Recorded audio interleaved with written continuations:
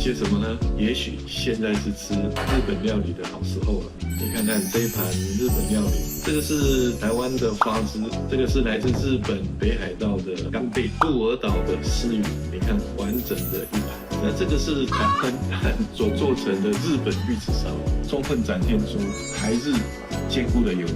敬请大家多多。He just ate sushi, and the image went viral. Taiwan's president publicly tucked into Japanese-sourced sushi in a pointed show of solidarity with Tokyo, a tiny symbolic bite that has suddenly become a diplomatic flashpoint. Why the drama? This was not about lunch. It comes after Japan's new leader said that if China tried to seize Taiwan, a move Beijing insists it has the right to make, Japan could face an existential threat and might need to respond. Those comments shattered decades of strategic ambiguity, and Beijing exploded in fury. Beijing answered with hard measures, a travel advisory urging Chinese citizens to avoid Japan, sharp diplomatic protests, and threats to punish trade ties, including moves that Chinese officials say have severely damaged bilateral economic cooperation. State media and diplomats warned of consequences if Tokyo keeps stoking intervention talk. There are no arrangements for Premier Li Qiang to hold discussions with any Japanese leaders. Japan should act with appropriate self-respect. Taiwan is China's Taiwan. It is an inalienable part of China's territory. No matter how the Ching-te authorities perform or put on a show, they cannot change this ironclad fact. What exactly is the Japanese government's so-called established position? Regarding the Taiwan question, Japan's government should uphold the One China principle and strictly observe the spirit of the four China-Japan political documents, rather than deliberately blurring the issue, and certainly not reversing the course of history. If the Japanese government's position on the Taiwan issue truly has not changed, Japanese leaders should not associate the so-called existential crisis with the Taiwan issue. They cannot say one thing and then do another, verbally claiming their stance remains unchanged, while in their actions, step by step, they cross the line. Merely stating our position hasn't changed cannot resolve China's concerns. The Japanese side should seriously consider China's solemn demands, withdraw its erroneous remarks, and genuinely fulfill its commitments to China with concrete actions. Historically, Japan forcibly invaded and occupied Taiwan, imposing a brutal colonial rule that lasted for half a century. During this period of Japanese occupation, the people of Taiwan endured immense suffering and hardship. Hundreds of thousands of our compatriots were brutally murdered. The populace was completely deprived of political rights, freedom of belief, and cultural autonomy, and their mineral resources and daily necessities were ruthlessly plundered.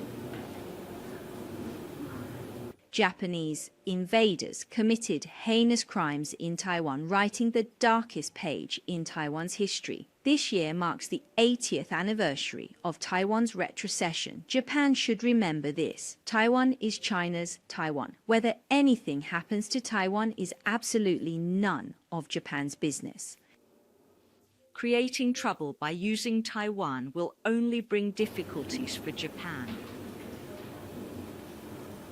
Japanese leaders openly made extremely erroneous remarks concerning Taiwan, hurting the feelings of the Chinese people, challenging the post-war international order, and undermining the foundation and atmosphere of China-Japan-ROCKY trilateral cooperation, making the conditions for holding relevant China-Japan-ROCKY meetings currently unavailable. Regarding Japanese aquatic product exports to China, relevant Chinese departments will conduct scientific assessments and strictly review them according to laws and regulations to ensure these products meet Chinese standards. But as I said yesterday, due to Japanese leaders' erroneous remarks on major issues like Taiwan, inciting public outrage among the Chinese people, under current circumstances, even if Japanese seafood were imported into China, there would be no market. This so-called committee has a consistent anti-China ideological bias and no credibility whatsoever. The report published by this committee is pure disinformation. Taiwan sits at the center. Beijing sees any shift in Japan's posture, overt talk of intervention, warm ties with Taipei, or symbolic gestures like Sushi, as unacceptable meddling in what it calls an internal matter. Taipei's public show of support for Japan is meant to signal alliance and resolve, but in Beijing it reads like provocation. The rhetoric has a kinetic edge.